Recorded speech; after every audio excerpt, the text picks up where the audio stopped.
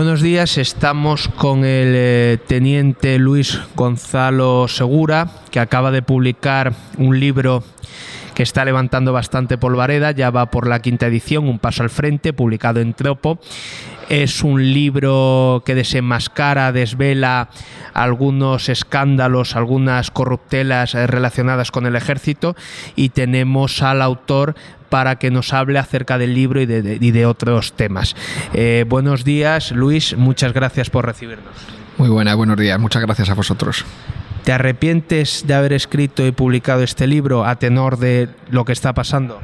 No, desde luego que no. Es decir, es un libro que está escrito desde el sentimiento, desde la frustración, y desde luego no me arrepiento en absoluto, ¿no? Suceda lo que suceda. Porque tú dices en el prólogo del libro que tú amas el ejército y que precisamente que de este amor, pues viene la necesidad de criticarlo y de denunciar aquello que ves que es denunciable, ¿no?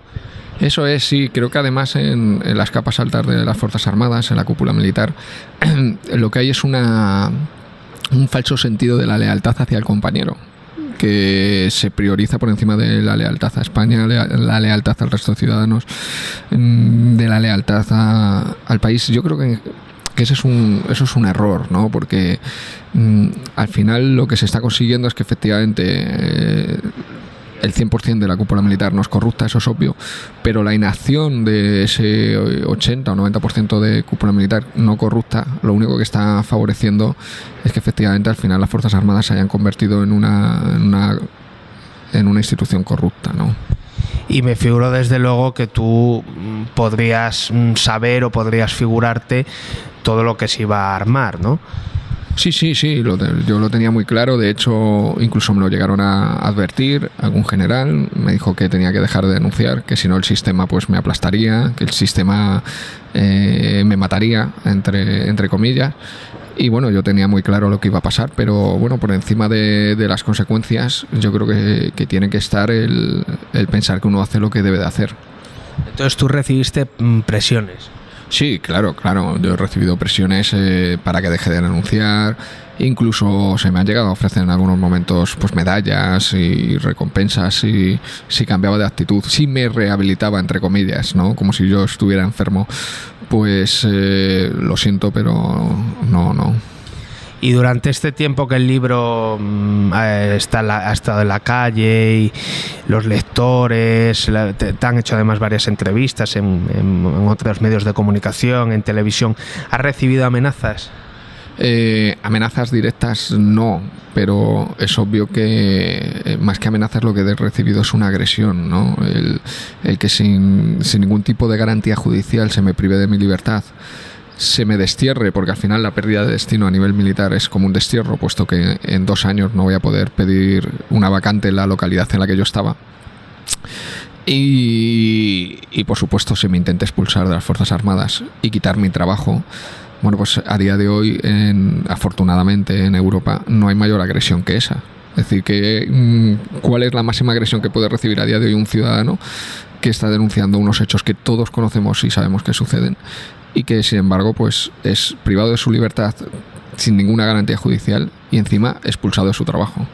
¿Crees que estas consecuencias habrían sido las mismas de estar hablando de otro ejército, por ejemplo en Portugal o en otros países? Es decir, ¿crees que hubiesen reaccionado igual? No, desde luego que no, por supuesto que no. De hecho, estoy totalmente convencido que en Francia, en Alemania o en Reino Unido, lo primero que se habría producido habría sido un gran escándalo.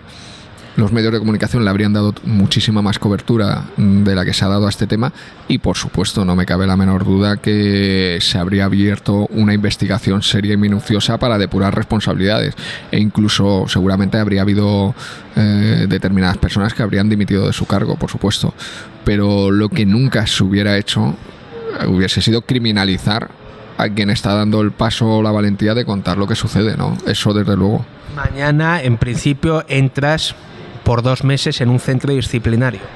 Sí, en principio entro por 2 meses en un centro disciplinario. Es difícil de saber porque la arbitrariedad en el mundo militar es tan enorme que no se sabe si será mañana o no. La lógica o los precedentes que existen Vienen a decir que lo normal es que mañana pues me comuniquen la propuesta de sanción ya definitiva, la sanción definitiva, y bueno, que me den unas horas para ir a mi casa por la ropa y que después me presente en el centro disciplinario. ¿Y qué diferencias hay entre un centro disciplinario y una cárcel normal? Pues afortunadamente yo no conozco la cárcel normal, pero bueno, entiendo que un centro disciplinario es básicamente, en esencia, es exactamente igual que una cárcel, ¿no? Estás totalmente recluido en un recinto, no tienes acceso a telefonía, internet y al mundo exterior. Y bueno, pues si alguien te quiere llamar o quiere hablar contigo, tiene que ser unas determinadas horas. En fin, sobre todo lo más duro de la libertad es, primero, evidentemente no poder hacer uso de ella, y lo segundo, que se corten tus canales de comunicación con el resto del mundo, claro. Volvamos al libro. ¿Cuándo te surge la idea? ¿Cuándo sientes la necesidad? ¿Cuándo piensas en escribir un libro contando todo lo que tú estás viendo y lo que te está llegando? Pues el libro surge de una frustración compartida por gran cantidad de militares, o por la inmensa mayoría, en la cual pues obviamente lo primero, nos sentimos maltratados, puesto que a día de hoy la mayoría de los militares, en lugar de tener un contrato, tienen un compromiso, que eso a nivel legal desde luego deja mucho que desear. Y por supuesto, el presentarme delante de un juez con un disco duro con información, y que esta información no haya sido ni siquiera revisada por ese juez, desde luego es totalmente frustrante, y a mí me lleva a tomar la determinación de que esto lo tiene que saber la sociedad, ¿no? ¿Y por qué una novela? ¿Por qué una ficción, ¿no? Una narración? Pues yo creo que porque una novela permite llegar a lugares donde otro tipo de textos no permiten, y sobre todo porque una novela es atractiva. Al final lo que se persigue es que la mayoría de la sociedad sepa lo que está pasando en las Fuerzas Armadas, aunque sea de una forma novelada y ficticia, pero que tengan una idea de lo que sucede.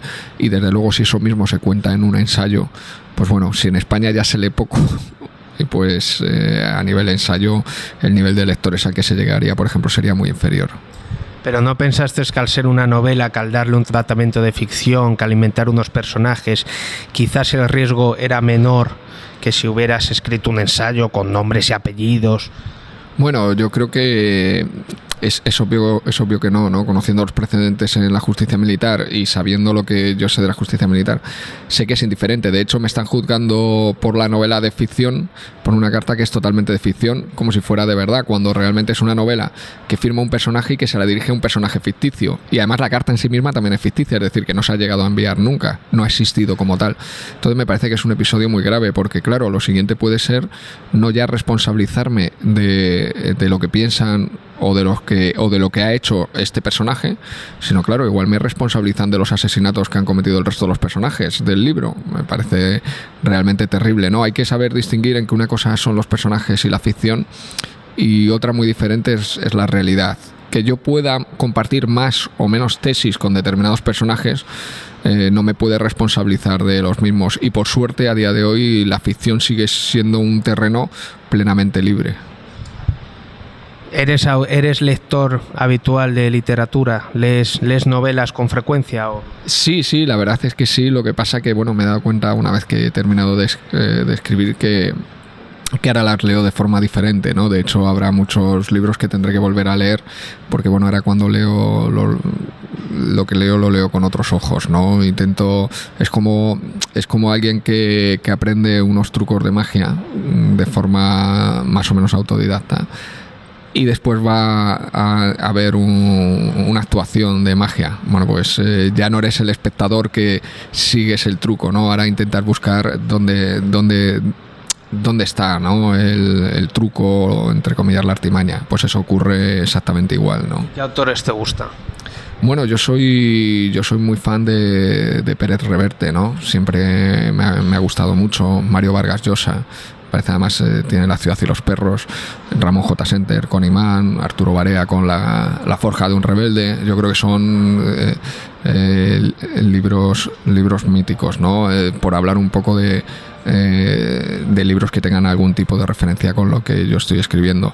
Por otro lado, luego, bueno, depende mucho, me gusta mucho leer historia, ¿no? Novela histórica yo creo que me gusta mucho, ¿no? Luego, claro, también va un poco por rachas. El problema que tenemos muchas veces es que nos encasillamos en una serie de autores, y como estos se empeñan en escribir un libro al año, pues al final te cuesta salir, ¿no?